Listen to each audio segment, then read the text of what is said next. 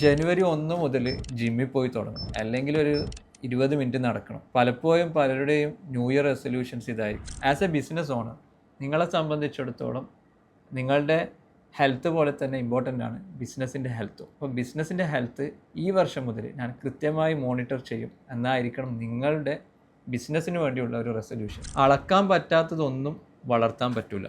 ഒരു ബിസിനസ്സിനെ സംബന്ധിച്ചിടത്തോളം വളരെ ഇമ്പോർട്ടൻ്റ് ആണ് അതിൻ്റെ ഡാറ്റാസ്. ആ ഡാറ്റ കൃത്യമായി അനലൈസ് ചെയ്ത് അതിൻ്റെ ഒരു പെർഫോമൻസ് മോണിറ്റർ ചെയ്ത് അതിനാവശ്യമായ ഡിസിഷൻസ് എടുക്കുക എന്നുള്ളതാണ് ഒരു ബിസിനസ് ഓണറിനെ സംബന്ധിച്ചിടത്തോളം അയാൾക്ക് ചെയ്യാനുള്ളത്.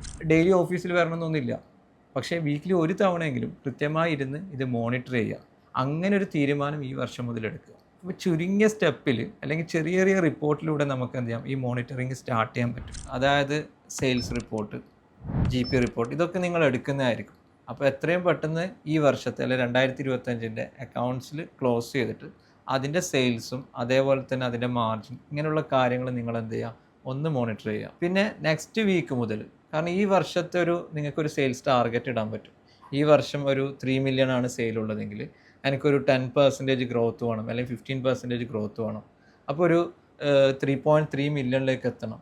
അങ്ങനെയാണെങ്കിൽ നമ്മളെന്ത് ചെയ്യുക, ആ ടാർഗറ്റിന് എന്ത് ചെയ്യുക, വീക്കിലി ആയിട്ടും അല്ലെങ്കിൽ മന്ത്ലി ആയിട്ടും എന്ത് ചെയ്യുക, അതിനെ കട്ട് ചെയ്ത് കൊണ്ടുവരിക. ഓരോ വീക്കിലും നിങ്ങളുടെ ടീം മെമ്പേഴ്സിനെ വിളിച്ച്, ഇമ്പോർട്ടൻ്റ്ലി CFO അല്ലെങ്കിൽ സെയിൽസിൻ്റെ ആളുകൾ ആരൊക്കെയാണോ ഡിസിഷൻ മേക്കിങ്ങിന് ഹെൽപ്പ് ചെയ്യുന്നത് അവരെ വിളിക്കുക. കൃത്യമായിട്ട് ഒരു 5 റിപ്പോർട്ടെങ്കിലും സ്റ്റാർട്ടിങ്ങിൽ എന്ത് ചെയ്യുക, പ്രിപ്പയർ ചെയ്യാൻ പറയുക. എന്നിട്ട് അത് കൃത്യമായി മോണിറ്റർ ചെയ്യുക. ഒന്ന് സെയിൽസ് റിപ്പോർട്ട് വളരെ ഈസിലി നിങ്ങൾക്ക് കിട്ടും. സെക്കൻഡ് വൺ ഒരു GP റിപ്പോർട്ട് അല്ലെങ്കിൽ ഒരു മാർജിൻ്റെ report.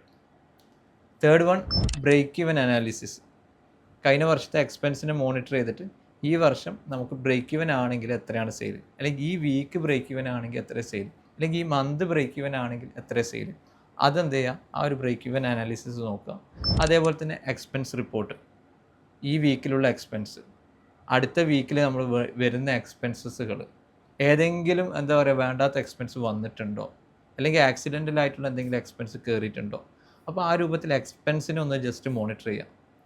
And finally and very importantly cash flow report.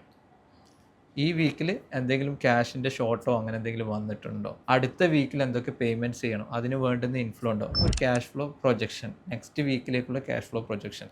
എവിടെയെങ്കിലും ക്യാഷ് ഷോർട്ട് വരികയാണെങ്കിൽ എങ്ങനെ ക്യാഷ് കണ്ടെത്തും എന്നുള്ളതും കൂടി നിങ്ങൾക്ക് ആ സമയത്ത് തീരുമാനിക്കാൻ പറ്റും. അല്ലാതെ ഒരു പേയ്മെൻറ്റ് വന്ന് അത് ഡിലേ ആകുന്ന ഒരു അവസ്ഥ ഇല്ലാതാക്കാൻ പറ്റും. അങ്ങനെ ഈ ചുരുങ്ങിയ 5 റിപ്പോർട്ട് വെച്ച് നിങ്ങൾ എന്ത് ചെയ്യുക, മോണിറ്ററിങ് സ്റ്റാർട്ട് ചെയ്യുക. So happy new year.